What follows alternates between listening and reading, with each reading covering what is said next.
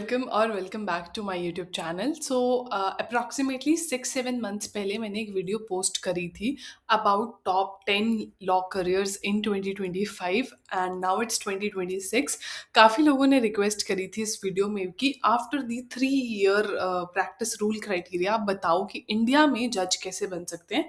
So in today's video we are going to cover the complete road map to become a जज in India and specially after the implementation of that 3 year practice rule, जिसने हम काफ़ी law students को बहुत ज़्यादा निराश करा है 3 साल के रूल आने के बाद।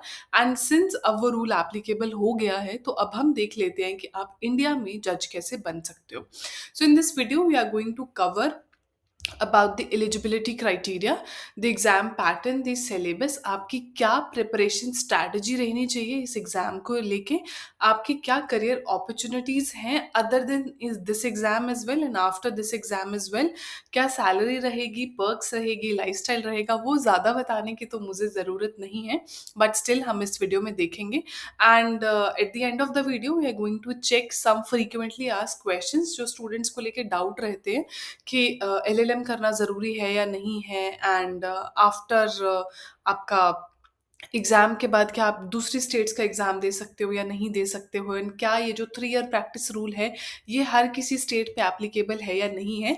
तो हम ये सारी चीज़ें आज के इस वीडियो में देखने वाले हैं and this is the only video that you need to watch. अगर आप एक फर्स्ट ईयर लॉ स्टूडेंट हो तब ये वीडियो आपके लिए सफिशेंट है। इस वीडियो से आपको पता लग जाएगा कि आपको इंडिया में जज कैसे बनना है और क्या आपकी अब स्ट्रैटेजी रहनी चाहिए, be it you are a first year student और अ सेकेंड ईयर स्टूडेंट, और अगर आप लॉ स्टूडेंट हो तो ये वीडियो आपके लिए सफिशिएंट है। तो चलिए स्टार्ट करते हैं। सबसे पहले हम देख लेते हैं कि एलिजिबिलिटी क्राइटेरिया क्या रहने वाला है post the 3 year practice rule.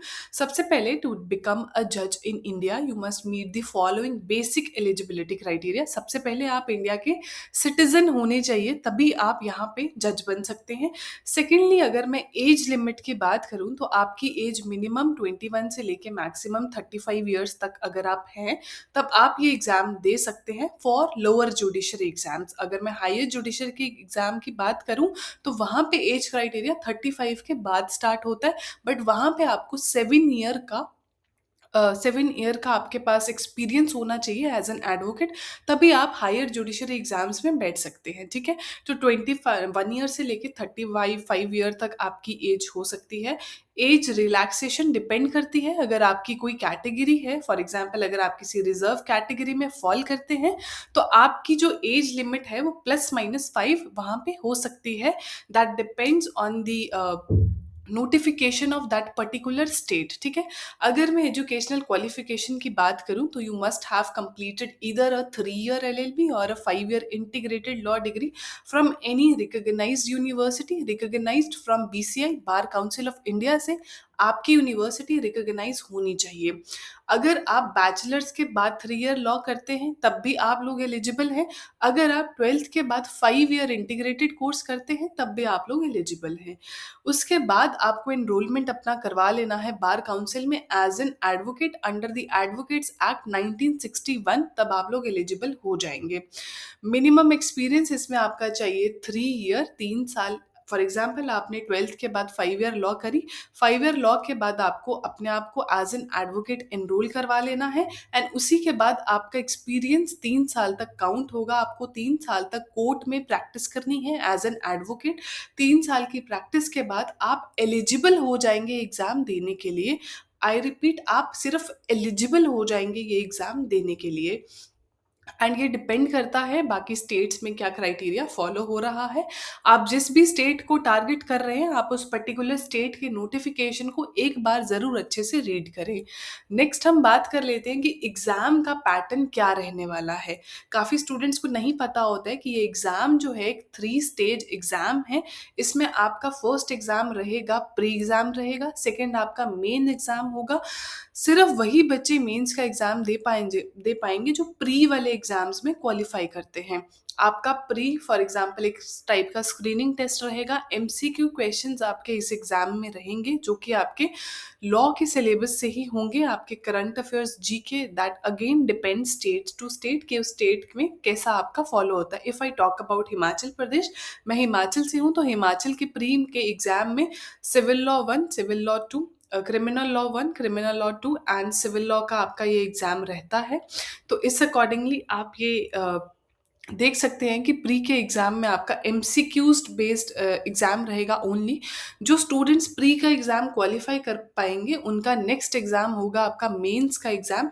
Mains का एग्जाम आपका डिस्क्रिप्टिव पेपर रहता है, इसमें आपको लिखना होगा, इसमें आपका लॉ का नॉलेज भी चेक होगा, एज वेल एज काफ़ी स्टेट्स में हिंदी एंड इंग्लिश का एग्जाम भी होता है, जजमेंट राइटिंग का एग्जाम भी होता है, अगर कोई पंजाब से है तो पंजाबी का पेपर भी होता है। क्वालिफाइंग आपके ये एग्जाम्स रहेंगे, तो ये आपका मेंस का क्राइटेरिया रहेगा। मेंस का एग्जाम जो स्टूडेंट पास कर लेंगे उसके बाद आपका इंटरव्यू आ जाएगा। इंटरव्यू स्टेज पे अगेन आपका पर्सनालिटी टेस्ट राउंड रहेगा, इसमें आपकी लीगल नॉलेज चेक करी जाएगी and after the 3 year practice rule आपने कोर्ट में क्या सीखा है, किस एरिया में आपकी प्रैक्टिस थी, ये सब क्वेश्चंस आपके इंटरव्यू राउंड में पूछे जा सकते हैं। एंड वंस आपका इंटरव्यू राउंड क्वालिफाई हो गया, आपका लिस्ट में नाम आ गया, तो कंग्रेचुलेशन, आप जज बन जाओगे। तो बस ये एक सिंपल सा फॉर्मेट है, प्री का एग्जाम, मेंस का एग्जाम एंड देन आपका इंटरव्यू का exam. And each state conducts its own exam separately. अगर मैं दिल्ली की बात करूं तो डीजीएस अलग होगा, अगर मैं हरियाणा की बात करूं तो एचजीएस अलग होगा, राजस्थान का अलग एग्जाम होगा। ऐसे ही डिफरेंट स्टेट्स के अलग अलग अपने अपने एग्जाम होते हैं। इस एग्जाम का कोई भी एक स्टैंडर्ड टाइम नहीं है कि जनवरी में ही आएगा, फेब में ही आएगा। किसी भी स्टेट की नोटिफिकेशन कभी भी आ सकती है, तो आपको ये चेक करते रहना पड़ेगा। एंड प्रिपरेशन, अगर आपने लॉ में एडमिशन ले लिया है तो आई मस्ट रिकमेंड कि आप अपने लॉ के पहले दिन से ही इस एग्जाम की प्रिपरेशन स्टार्ट कर दें। नेक्स्ट अगर मैं बात करूं, एक आपको मैं ओवरऑल सिलेबस का ओवरव्यू दे देती हूं कि सिलेबस में क्या क्या आएगा। IPC, CPC, CrPC, evidence act जो कि अब आपके रिप्लेस हो गए हैं, BNS, BNSS and BSA and the CPC, तो आपका वैसा का वैसा ही आपको न्यू लॉज पे फोकस करना है, Indian contract, constitution, TPA and जो भी उस स्टेट के लोकल एग्जाम, लोकल लॉज हैं, दैट इज वेरी इंपॉर्टेंट। ठीक है, तो अगर आप किसी भी स्टेट को टारगेट कर रहे हैं, आप उस स्टेट की डिटेल नोटिफिकेशन और जो भी एग्जाम का सिलेबस है उसको प्लीज प्रिंट करवा के अपने वॉल पे, आप जहां भी पढ़ने बैठते हैं, अपने स्टडी टेबल पे, अपने जहां भी आप पढ़ने बैठते हैं, जो भी आपकी नोटबुक है उसके फ्रंट पेज पे, अपनी वॉल पे जरूर उसको पेस्ट करें, ताकि आप सिलेबस से अच्छे से फेमिलियर हो पाए। सिलेबस दिमाग में रहेगा तभी आप लोग उन सब्जेक्ट्स पे मोर फोकस कर पाओगे। फॉर एग्जांपल आपको पता है कि हिंदू लॉज मेरे सिलेबस के, जुडिशरी के सिलेबस में है, तो आप लॉ स्कूल में हिंदू लॉज पे अच्छे से फोकस कर पाओगे। इसी के साथ आपकी general knowledge, current affairs etcetera भी इक्वली इम्पॉर्टेंट है। Again state to state depend करता है, किसी स्टेट में जनरल नॉलेज नहीं आती है, किसी स्टेट में आती है। एंड अगर मैं मेंस की बात करूं तो लैंग्वेज का पेपर आपका बहुत ज़्यादा इंपॉर्टेंट रहता है, इसमें आपका ट्रांसलेशन बेस्ड जो क्वेश्चंस हैं वो आते हैं। तो काफ़ी स्टूडेंट्स का ऐसा व्यू होता है कि जब मेरा एग्ज़ाम प्री का क्लियर हो जाएगा उसके बाद मैं अपने मेंस की तैयारी करूँगा, बट ऐसा आप बिल्कुल भी ना सोचें। ट्रांसलेशन है, किसी भी ग्रामर से रिलेटेड कोई पोर्शन है, या किसी भी लैंग्वेज के पेपर की चीज़ें हैं, जजमेंट राइटिंग है, ये सब चीज़ें आप स्टार्टिंग से ही, मैं तो बोलूँगी आप लॉ स्कूल में सीखें, एज वेल एज आप इसकी वीकली या मंथली प्रैक्टिस ज़रूर करें ताकि आप इन टच रहें इन चीज़ों से। 5 साल लॉ स्कूल में आप हिंदी नहीं पढ़ोगे, एकदम से जब आपको प्री क्लियर होने के बाद पता लगेगा कि मुझे मेंस में हिंदी का एग्ज़ाम देना है, तो मैंने काफ़ी बार देखा है स्टूडेंट्स हिंदी के एग्ज़ाम को क्वालिफाई नहीं कर पाते हैं, पंजाबी के एग्ज़ाम को क्वालिफाई नहीं कर पाते हैं, तो वो दुख बहुत ज़्यादा होता है। तो मैं आपको रिकमेंड करूँगी कि आप अभी से हिंदी, इंग्लिश लैंग्वेज के पेपर जो आपके हैं, आप धीरे-धीरे इनको भी पढ़ना स्टार्ट करें, इनकी भी आप अलग से नोटबुक बनाएँ। जितना आप वेटेज लॉ के एग्ज़ाम्स को दे रहे हैं, एटलीस्ट उसका 60% वेटेज आप इन एग्ज़ाम्स को भी दें। अगर यही क्वालीफाई नहीं हो पाएगा तो इतना आपको लॉ पढ़ने का, 5 साल लॉ करने का, कोचिंग करने का कोई भी बेनिफिट नहीं होगा। तो ये बात आप मेरी ध्यान में बिल्कुल रखना। नेक्स्ट हम बात कर लेते हैं how to prepare for judiciary exam step by step. सबसे पहले अगर आप लॉ स्कूल में हो अभी अपने, तो आप लोग बेयर एक्ट्स पे फोकस करो, उसकी लैंग्वेज को आप वर्ड बाय वर्ड रीड करो, उसके आप एसेंस को समझो, जो भी उसमें इलस्ट्रेशंस हैं उनको आप अच्छे से रीड करो। काफ़ी क्वेश्चंस आपके देखे गए हैं जो प्री में होते हैं, वो इलस्ट्रेशन बेस्ड आपके क्वेश्चंस रहते हैं, एज वेल एज जो भी आपके लैंडमार्क केसेस हैं, आपके रीसेंट केसेस हैं, आपके इम्पॉर्टेंट केसेस हैं, कोई आपके केसेस अ, आपके जो भी इम्पोर्टेंट केसेस हैं आप उनको अगेन एंड अगेन रिवाइज करें। फॉर एग्जांपल अगर कॉन्स्टी की नोटबुक है तो उसके किसी सेक्शन में सिर्फ केस लॉज लिखें, आप केस लॉज को इन डेप्थ पढ़ें, as well as I would recommend कि आप केस लॉ, जैसे आपने केस लॉ का नाम लिखा है उसमें आपने लिख लिया फॉर एग्जाम्पल केशवानंदा भारती, उसके आगे आपने एरो लगा के लिख दिया बेसिक स्ट्रक्चर डॉक्ट्रिन केस। तो इस तरीके से आप केस को उसकी जिस्ट के साथ रिमाइंड करें, क्योंकि पेपर में आपसे उसके फैक्ट्स और उसका वो सब नहीं पूछा जाएगा। अगर मैं प्री की बात करूं तो पेपर में यही आएगा कि इस केस में इंपॉर्टेंट क्या हेल्ड हुआ था, तो वो आपको याद होना चाहिए। तो इस अकॉर्डिंगली अ, आप अपने case laws and etcetera bare act की प्रैक्टिस कर सकते हैं, एज वेल एज अगर आप लॉ स्कूल में हो तो आप आंसर राइटिंग अभी से ऐसी फ्रेम करो जैसे आपको मेंस का एग्जाम लिखना है। फॉर एग्जांपल मैंने एक अलग से वीडियो बनाई है, how to write an answer in law law exam, तो उसको आप फॉलो कर सकते हैं। सिमिलरली जुडिशरी के लिए उसमें आपको basically illustration, example, case laws, वेर एट language, introduction, conclusion, recent case laws and landmark judgments, इन सब पे आपको ज़्यादा फोकस करना है। किसी भी स्टेट को टारगेट अगर आप कर रहे हो तो सबसे पहले आप उसके PYQs निकाल के देखो। अगर आप पंजाब को टारगेट कर रहे हो, हिमाचल, हरियाणा, दिल्ली, उसके एटलीस्ट आप 5 ईयर के प्रीवियस ईयर क्वेश्चंस निकाल के देखो और उसमें चेक करो किस टाइप के क्वेश्चंस आ रहे हैं। अगर आपको लग रहा है कि कोई टॉपिक बार बार रिपीट हो रहा है, एक बार दो बार रिपीट हो रहा है, आप उसको अपनी नोटबुक के फ्रंट सेक्शन पे लिख लो, ठीक है? क्योंकि काफ़ी स्टेट्स ऐसी होती हैं रिपीटेड क्वेश्चंस आपके जुडिशरी के एग्जाम में बहुत ज़्यादा देखे गए हैं, तो आप उनको आराम से अपना फ्रंट पे लिखो एंड सबसे पहले आप उनको प्रैक्टिस करो, उनको अच्छे से करो। तो अगर आप सिमिलर टाइप के क्वेश्चंस प्रैक्टिस करोगे तो इससे भी आपका ज़्यादा हेल्प रहेगी। एंड देन जब आपका मेंस क्लियर हो जाएगा तो आपको मॉक इंटरव्यूज ज़रूर लगाने चाहिए। जैसे भी मैं आपको रिकमेंड करूँगी, आप कोई भी सब्जेक्ट कंप्लीट कर लेते हो तो उसके MCQs भी आप साथ साथ लगाओ, क्योंकि MCQs बेस्ड आपका पेपर रहने वाला है प्री का। एंड अगर आप सिर्फ थ्योरेटिकल नॉलेज गेन करते जाओ और अगर आपको आइडिया नहीं है कि पेपर में आपको MCQs कैसे अटेम्प्ट करने हैं, आपको कैसे जो भी आपके ऑप्शंस हैं उनको कैंसिल करना है और कैसे अपने आंसर तक पहुंचना है, तो that is also very important. Next हम बात कर लेते हैं opportunities in alternative path to judiciary. So even if you don't crack the lower judiciary exam, अगर आप 3 साल के प्रैक्टिस में अगर आप अपना एग्जाम क्रैक नहीं कर पाते हो 3 साल की प्रैक्टिस के बाद, तो तब भी कोई बात नहीं है। आप अगर 7 ईयर की प्रैक्टिस कर लेते हो एज एन एडवोकेट तो आप हायर जुडिशरी एग्जाम्स के लिए अपीयर हो सकते हो। इसमें आपको 7 ईयर प्रैक्टिस चाहिए होती है as an advocate. And one more important thing, अगर मैं आपकी लोअर जुडिशरी एग्जाम्स की बात करूं तो उसमें कोई भी मिनिमम नंबर ऑफ अटेम्प्ट्स नहीं है, आप कितनी भी बार अटेम्प्ट्स दे सकते हो, बट आपकी एज जो है वो 21 से लेके 35 तक होनी चाहिए।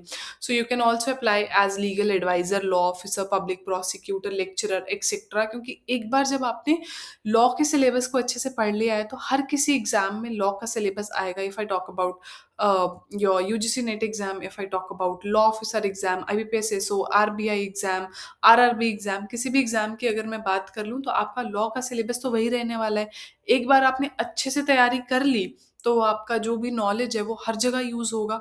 तो इवन इफ आप एग्जाम क्रैक नहीं भी कर पाते हो तो इसमें वेरियस एंड ऑल्टरनेटिव्स इतने ज्यादा भरे हैं कि आपको चिंता करने की कोई भी जरूरत नहीं है। नेक्स्ट मोस्ट इंपॉर्टेंट, अगर मैं बात करूं आपकी सैलरी, पर्क्स, आपका लाइफस्टाइल एज अ जज क्या रहेगा, ये वैसे तो मुझे ज़्यादा बताने की ज़रूरत नहीं है क्योंकि आप सबको पता ही है, बट स्टिल बीइंग अ जज is one of the most respected professions in India and here is what it comes with. Salary आपकी बहुत डिसेंट सैलरी रहने वाली है। अगेन ये स्टेट टू स्टेट वेरी करेगी। आपको एडिशनल DA, आपका डियरनेस अलाउंस, आपका house rent allowance, travel etcetera बहुत ज़्यादा चीज़ें मिलती हैं। सरकारी घर मिलेगा, गाड़ी मिलेगी, व्हीकल मिलेगा, डोमेस्टिक हेल्प मिलेगा, बहुत कुछ मिलेगा। इवन आपके प्रमोशंस होंगे, तो जितने ज़्यादा प्रमोशन, एक बार आप जॉब में आ गए देन आपकी लाइफ सेट है, दैट्स इट। इससे ज़्यादा मैं इसके बारे में और कुछ नहीं बोलूँगी। नेक्स्ट बात कर लेते हैं फ्रीक्वेंटली आस्क्ड क्वेश्चंस की। सबसे पहले, वेदर एलएलएम इज़ रिक्वायर्ड और no? No, not, LLM is not at all required at all. तो अगर आप एलएलएम करते हैं तो क्या आपका वो प्रैक्टिस में काउंट होगा या नहीं होगा? यस, आपका प्रैक्टिस में काउंट होगा। अगर आपने लॉ करने के बाद अपने बार काउंसिल में एनरोल करवा लिया है तो। दिल्ली हाई कोर्ट की एक जजमेंट थी ये, बट अभी भी इस पे जो स्टैंड है वो बहुत ज़्यादा क्लियर नहीं है। तो यही है। So can I give exams in multiple states? Yes, आप अगर आपने एक बार प्रिपरेशन कर ली तो आप किसी भी स्टेट का एग्जाम दे सकते हैं, B it Delhi, Haryana, Rajasthan, Orissa, anywhere आप एग्जाम दे सकते हैं किसी भी स्टेट का। Do all state have the 3 year practice rule? Yes, but आपको अगेन उन स्टेट्स का इंडिविजुअल नोटिफिकेशन ज़रूर चेक करना चाहिए। बट येस, हर स्टेट में आपका 3 ईयर प्रैक्टिस रूल अब एप्लीकेबल हो गया है।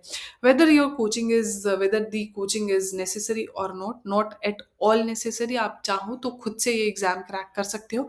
बहुत ज़्यादा एग्जाम्पल्स हैं, काफ़ी स्टूडेंट्स इवन फाइनल ईयर के बाद जब नेक्स्ट ईयर अपना एग्जाम दिया करते थे, क्योंकि अब तो नहीं दे सकते, बट पहले जब दिया करते थे तो उनका एग्जाम क्रैक होता था। Done law from Punjab university Chandigarh, तो हमारे यूएलएस में एंड डिपार्टमेंट ऑफ लॉज में काफ़ी स्टूडेंट्स का एग्जाम ये फर्स्ट अटेम्प्ट में क्रैक हुआ है, विदाउट एनी नेसेसरी कोचिंग और विदाउट एनीथिंग। तो ये बात आप ज़रूर ध्यान रखना। अगर किसी को भी डाउट है इसके रिगार्डिंग तो ये मैंने आपका क्लियर कर दिया। Next, final words.